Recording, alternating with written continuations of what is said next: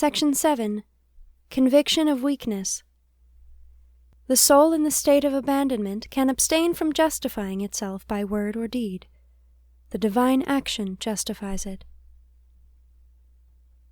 This order of the divine will is the solid and firm rock on which the submissive soul reposes, sheltered from change and tempest.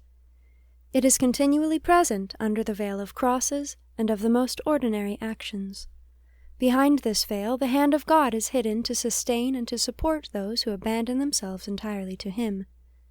From the time that a soul becomes firmly established in abandonment, it will be protected from the opposition of talkers, for it need not ever say or do anything in self-defense. Since the work is of God, justification must never be sought elsewhere. Its effects and its consequences are justification enough. There is nothing but to let it develop. Dies Dei eructat verbum. Day to day uttereth speech. Psalm 18:3. When one is no longer guided by reflection, words must no longer be used in self-defense. Our words can only express our thoughts. Where no ideas are supposed to exist, words cannot be used. Of what use would they be?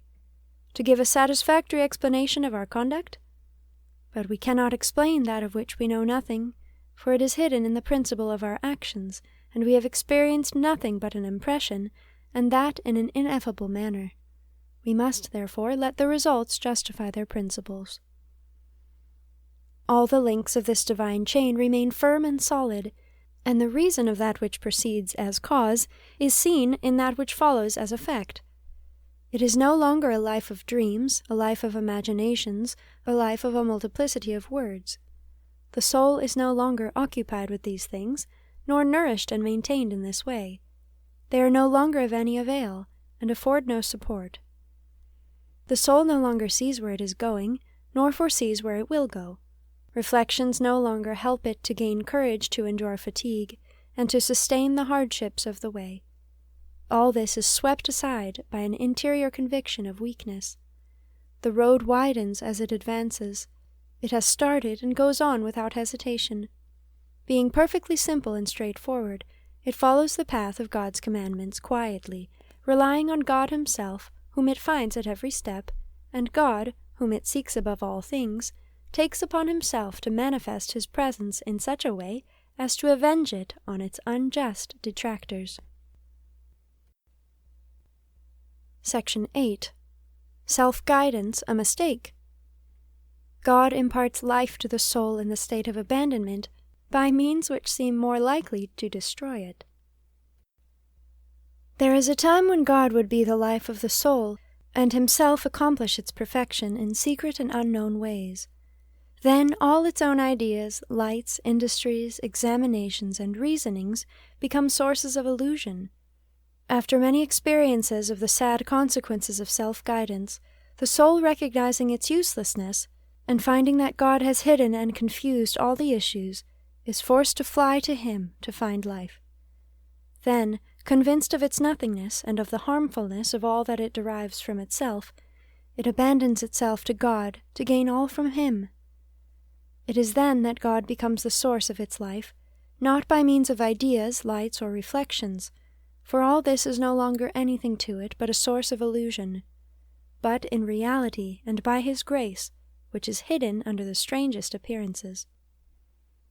The divine operation, unknown to the soul, communicates its virtue and substance by many circumstances that the soul believes will be its destruction. There is no cure for this ignorance, it must be allowed its course. God gives Himself therein, and with Himself He gives all things in the obscurity of faith. The soul is but a blind subject, or, in other words, it is like a sick person who knows nothing of the properties of remedies, and tastes only their bitterness. He often imagines that what is given him will be his death. The pain and weakness which result seem to justify his fears. Nevertheless, it is under the semblance of death that his health is restored, and he takes the medicines on the word of the physician. In the same way, the submissive soul is in no way preoccupied about its infirmities, except as regards obvious maladies which by their nature compel it to rest, and to take suitable remedies. The languor and weakness of souls in the state of abandonment are only illusory appearances which they ought to defy with confidence. God sends them, or permits them, in order to give opportunities for the exercise of faith and abandonment, which are the true remedies. Without paying the least attention to them, these souls should generously pursue their way, following by their actions and sufferings the order of God, making use without hesitation of the body as though it were a horse on hire, which is intended to be driven until it is worn out. This is better than thinking of health so much as to harm the soul. A courageous spirit does much to maintain a feeble body, and 1 year of a life spent in so noble and generous a manner is of more value than would be a century of caretaking and nervous fears. One ought to be able to show outwardly that one is in a state of grace and goodwill. What is there to be afraid of in fulfilling the divine will? The conduct of one who is upheld and sustained by it should show nothing exteriorly but what is heroic.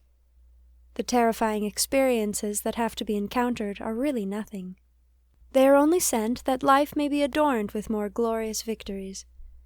The divine will involves the soul in troubles of every kind, where human prudence can neither see nor imagine any outlet.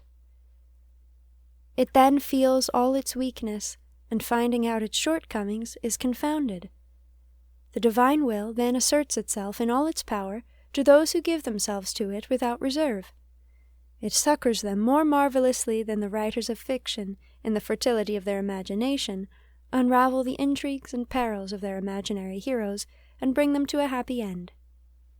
With a much more admirable skill, and much more happily, does the divine will guide the soul through deadly perils and monsters, even through the fires of hell with their demons and sufferings.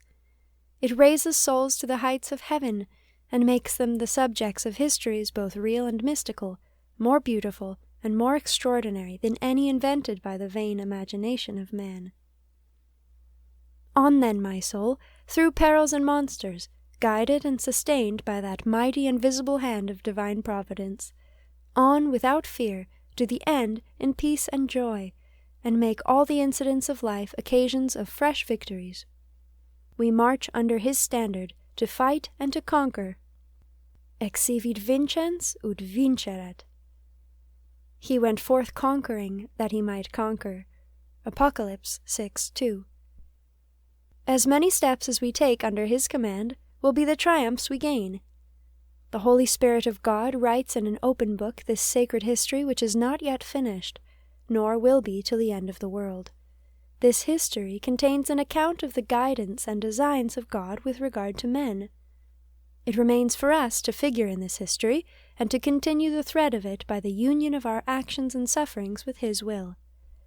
No, it is not to cause the loss of our souls that we have so much to do and to suffer, but that we may furnish manner for that holy writing which is added to day by day.